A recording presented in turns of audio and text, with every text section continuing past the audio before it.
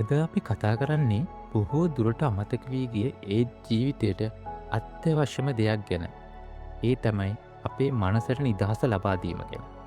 අපේ දෛනික ජීවිතයේ තියෙන වගකීම් දෛනික වැඩකන්දරාවත් එක්ක අපි හැමෝගේ මනසට ලොකු බරක් එකතු වෙලා තියෙනවා. ඇත්තටම අපේ මනසටත් විවේකයක්, සතුටක්, නිදහසක් ඇත්තටම අවශ්‍යයි. කියමනක් තියෙනවා sometime the best therapy is a walk under the sky. එයින් අර්ථවත් වෙන්නේ ඔබ නිදහසේ ඇවිදයන්න විට ඔබේ මනස ආරෝපණය වෙන්න පටන්ගෙන ඔබේ ජීවිතයට නව ජවයක් ලැබෙන බව. ඇත්තට මේක සත්‍යයක්.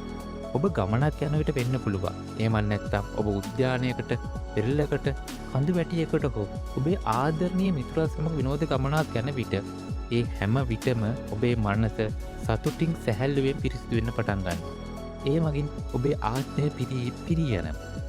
හිතන්නකෝ කලාතුරකින් විනෝද ගමනක් ගියාම අපිට ලැබෙන්නේ අපිට ඒ විනෝද ගමනෙන් පේන දේවල් විතරක් නෙමෙයි. අපේ ජීවිතය ගැන නව සතුටක්, නව බලයක් අපිට දැනෙන්න පටන් ගන්නවා. ඇත්තටම අපේ මනස නිදහස් වුණාම අපේ හිත සතුටින් පිරෙනවා. අපේ හිත සතුටින් පිරුණම අපේ ජීවිතය වෙනස් වෙනවා. ඒ නිසා ඔබේ කාර්ය බහුලතාවය අතරින් කුඩා විවේකයක් ගන්න. ඉඳ හිට හෝ විනෝද ගමනක් යන්න වෙලාවක් හදාගන්න. එය ඔබේ මනසට අලුත් හුස්මක් එකතු කරනවා. අවසානයේ මතක තබා ගන්න එකම එක දෙයක් තියෙනවා. නිදහස් මනසක් කියන්නේ සතුටින් පිරුණු ජීවිතයක්. පරිචය